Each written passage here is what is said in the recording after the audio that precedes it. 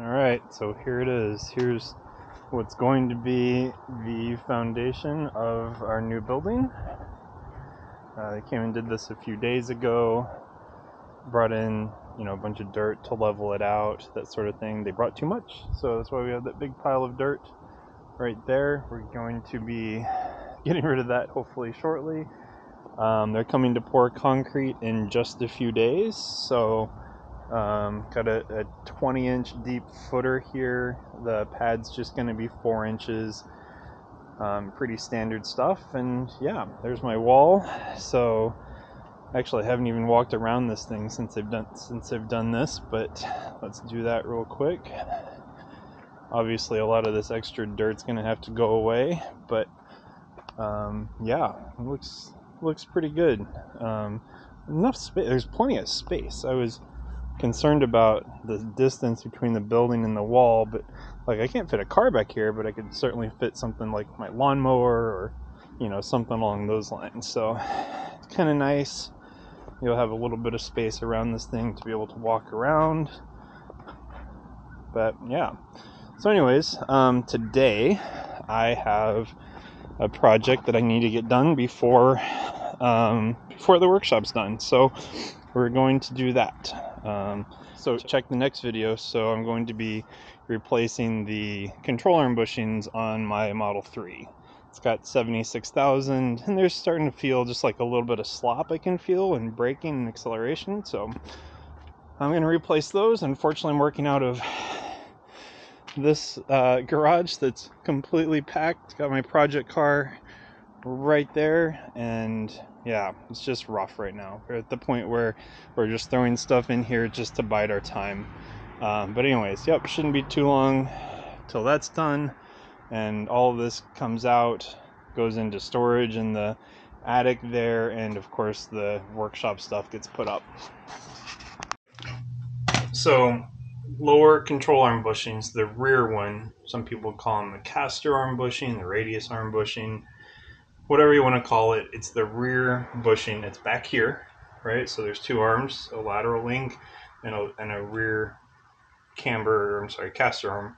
So the rear bushings are notorious for going bad on these cars. Really, honestly, any car. I had a Lexus IS300, exact same suspension setup, or at least really similar, same problem. So in this case, I felt a little bit of clunking and moving around. I honestly haven't even looked at them, but I ordered the parts anyways.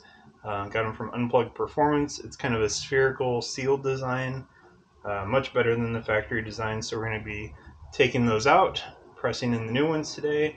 And yeah, I wish I had my shop up and running, but if you're watching my other videos, it's not quite done.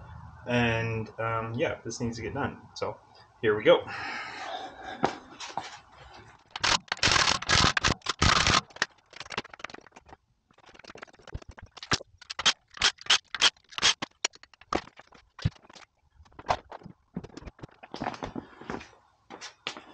Well, okay, so the bushing we're going for is this guy right here. So under acceleration, this pulls the whole knuckle and everything pulls forward, so you can feel it clunk. And under braking, hard braking, this all pulls backwards, so you can hear it clunk then too. Anyways, I've never done this on this car, so this is a learning experience for me, but it's nuts and bolts, it's all the same. Alright, so here we can see this bolt's got to come out, nut rather, ball joint there, so that'll be easy. And then here it looks like I'm gonna have to take that under tray off the car, which I've done before when I did the Ibox wheel bars, which you can see in red right there. But yeah, pretty straightforward and simple. I got a jack stand under there just in case. Not too concerned about it, but just in case, want to be safe. Okay, so it seems even Tesla suffers from can't stick with the same bolt size. So this nut here is 22 millimeter. That bolt back there is 21.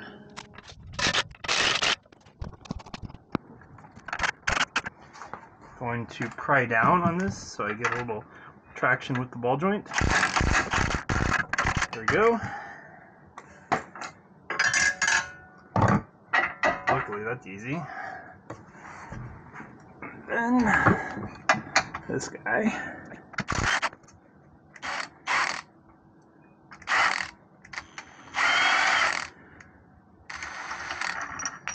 So there's a nut on the top I didn't know about. And that's it. This thing should come out. I need to steer the car though.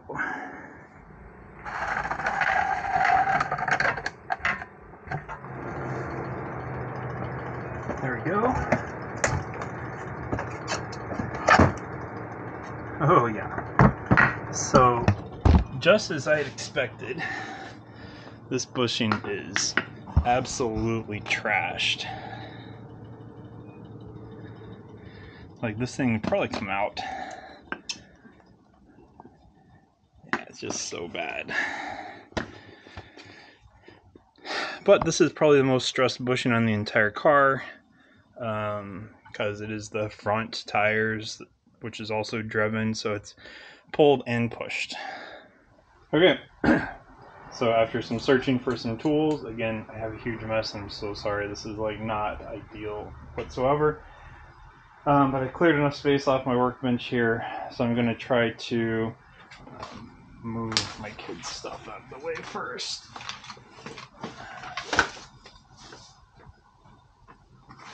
Okay, so I am a fan of air chiseling these things out. Usually works out pretty easily. This looks to be a steel collar inside an aluminum arm, so I gotta be careful with the aluminum, but I'm going to use this. And hope for the best.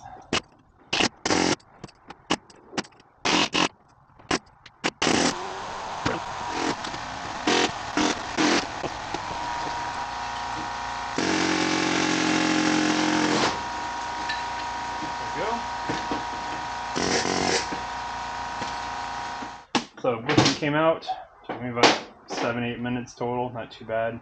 Don't have a press, so this is the next best. I did gouge this control arm just a little bit. I'm just going to clean up just a couple little burrs.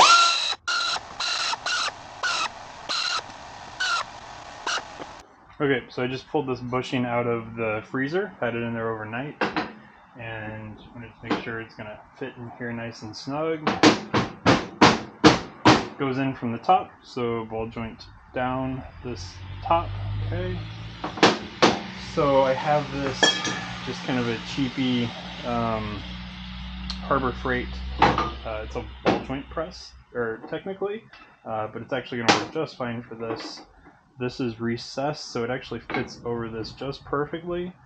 Let's see here. This is limited in size, so I'm going to put this on the bottom, like so. This will sit right over it, like so. And this guy's going to go in. Now I'm going to have to move this around a little bit once it starts pressing, because it won't go all the way because this cup down at the bottom. But for right now, it's going to get us started.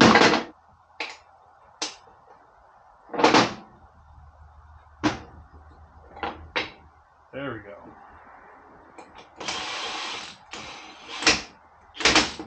It's nice and square.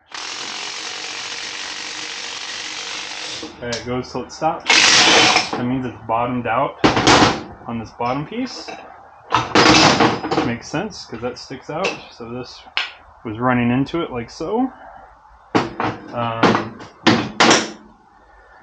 So this is kind of a weird part because I tried stacking this on the other one and it doesn't work that way. So I had to kind of improvise just a little bit. This is actually going to go under this table, so this is a steel workbench. Like so.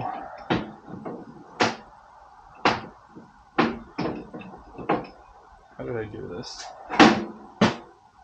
Okay, that's right. So it's going to be on the corner here, and just like so. Now I won't go all the way this way either, but I just need to just a little bit to make space for all these cups that I have to use.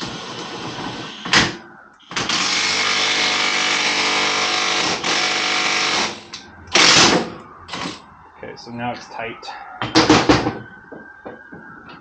Like it's bottomed out as far as it'll go.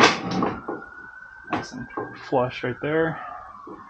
So now, this gets even more fun. So use this guy in the bottom. Right, that's the top. This guy in the bottom. Okay. This cup, the biggest one that comes in the kit, this has to be completely unscrewed. Like so. I'm going to set the top here. And we're going to slide this in just like so. And it just barely fits. But it fits. So there we go. So everything is nice and lined up. And we're going to send her home.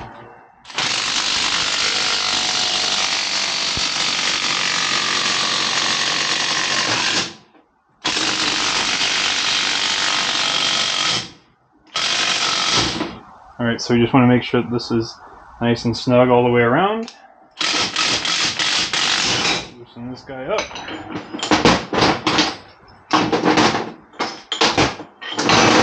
The largest cup that came with the kit is actually the exact diameter of this, so it actually pressed itself onto the new bushing, so I gotta use a hammer or something to get that off.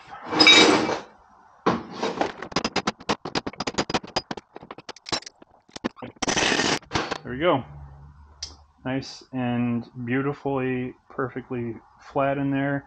Unplugged Performance. Just nice. So after that, snap ring.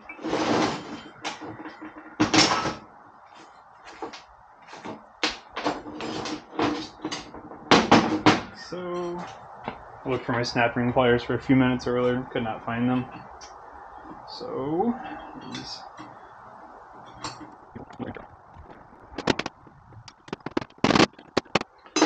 There we go. Nice and flush, completely locked down into its ring. This guy's ready to reinstall. Okay, so now that I've got the new bushing pressed into place, got the snap ring on, we're just going to put this back in place where the old one was. It's got these washers that come with it, so the washers fit like so on the top and the bottom. So these might actually be somewhat difficult to get in place. I don't know. I may put a touch of grease or something on them to keep them in place. I don't know. I'm going to try it first without, just to see how we end up.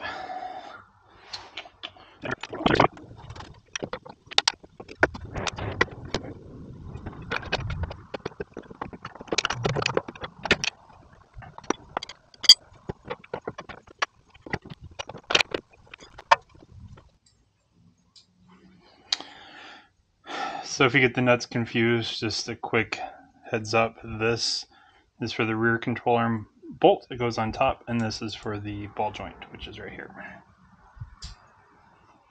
Okay, so I got this bolt through here finally. I ended up using my foot to hold the bolt up, using some small needle nose to get this top washer in place. And once I got the bolt through, just took a lot of wiggling, I got a nut on top, so that was easy actually. So now that I've got that, I'm going to reattach my ball joint here. So this is, I've left that loose, and I may need to turn the car. It should reach, there we go. So I got that on. Remember the ball joint nut is the one with the two washers.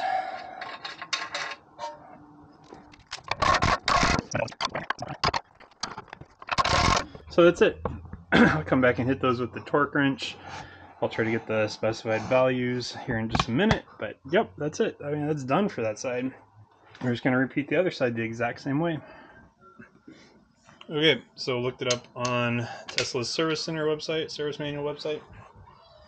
This front nut here, so it's technically supposed to be replaced every time it's used, because it does have a little nylon insert. I don't have one, so I'm clearly not going to do that. But the torque on it is 132 foot-pounds of torque. I think it was 180 Newton meters.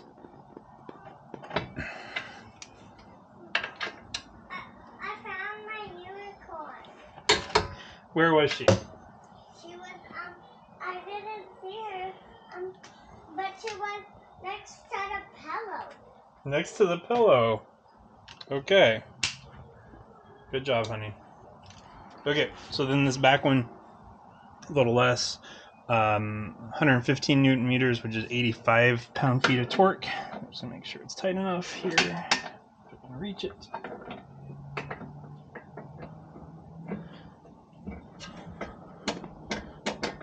Cool. So all good.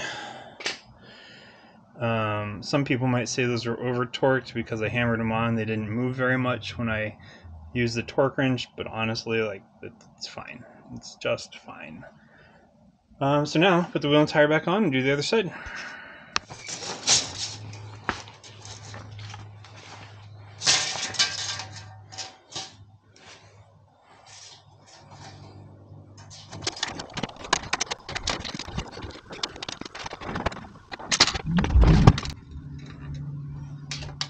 Okay, so in the front I got 73